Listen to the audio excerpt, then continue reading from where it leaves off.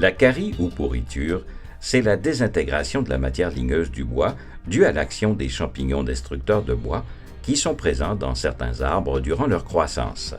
Les caries cessent de progresser au moment de l'abattage.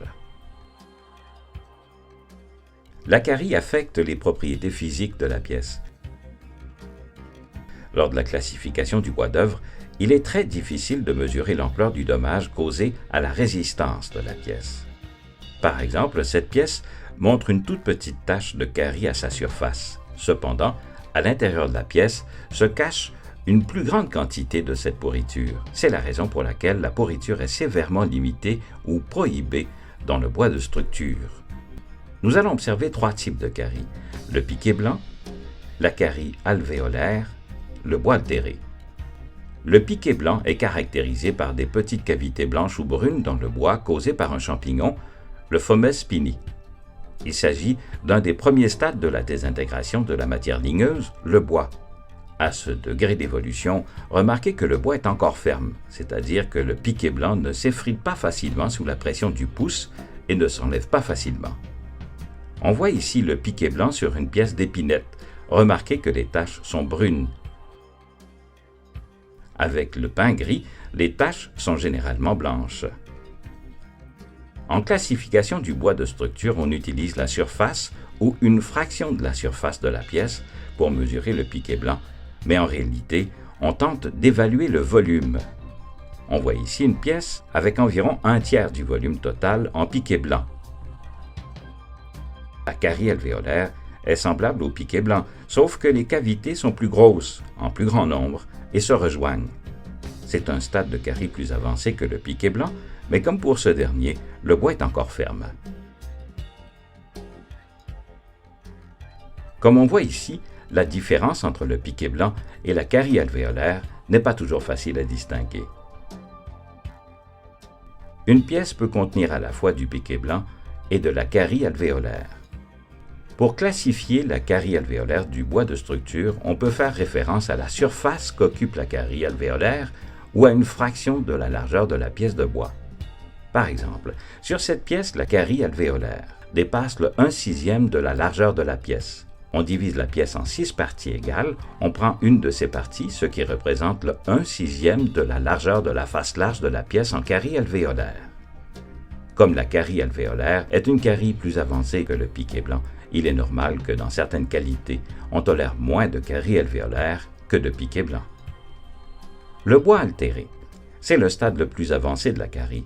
À ce niveau, le bois est désintégré. On l'appelle aussi carie molle, car le bois s'effrite sous la pression du pouce.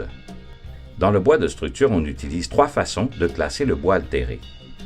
Par la surface, en limitant sa présence dans la section transversale, en limitant sa présence à la flache permise sur la rive. Cependant, dans les qualités les plus élevées, le bois altéré n'est pas toléré. Pour faire une classification par la surface, on peut utiliser une surface pour limiter la présence de bois altéré. Par exemple, on voit ici une pièce avec une tache ne dépassant pas le 1/12 de la largeur de la pièce et pas plus de 2 pouces de long. Ainsi, plus la pièce est large, plus grande la tache de bois altéré est tolérée. Dans les qualités plus pauvres, le bois altéré peut être restreint en limitant sa présence sur une fraction de sa section transversale. Une section transversale, c'est la surface équivalente au bout de la pièce ou d'une coupe transversale tout au long de la pièce. Sur cette pièce, on voit du bois altéré. On évalue l'emplacement avec la pire proportion que le bois altéré occupe dans la section transversale. En coupant la pièce, on peut quantifier la proportion de bois altéré de cette section transversale. Quiz. Sur cette pièce, le bois altéré occupe-t-il A. plus de 1/3 de la section transversale, B. moins de 1/3 de la section transversale? La réponse est B. moins du tiers de la section transversale. Pour certaines qualités, lorsque le bois altéré se présente sur la rive, il est limité à la flâche permise. Dans d'autres qualités, le bois altéré présent sur la rive ne doit pas détruire la rive de clouage. Par exemple, dans ce cas-ci, détruire la rive de clouage signifie que le bois altéré sur la rive dépasse la norme de la flâche permise.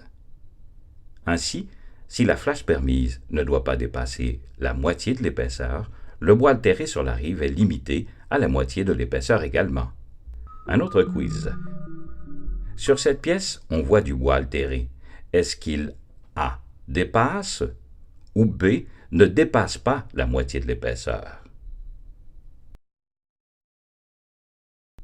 La réponse est B. Il ne dépasse pas. Il ne faut pas confondre la carie avec la coloration naturelle du bois ou du cœur qui peut varier du rose au brun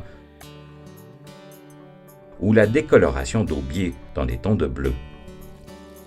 Les décolorations ne sont pas constituées d'alvéoles et n'affectent pas la résistance des pièces. Certaines moisissures peuvent également apparaître sur du bois. Après sa transformation ou lors de son entreposage, lorsque non protégé des intempéries ou lorsque non séché. Ces moisissures n'affectent pas la qualité du bois et peuvent être nettoyées à l'aide d'une brosse et de l'eau de javel. On ne doit pas les confondre avec les différentes caries.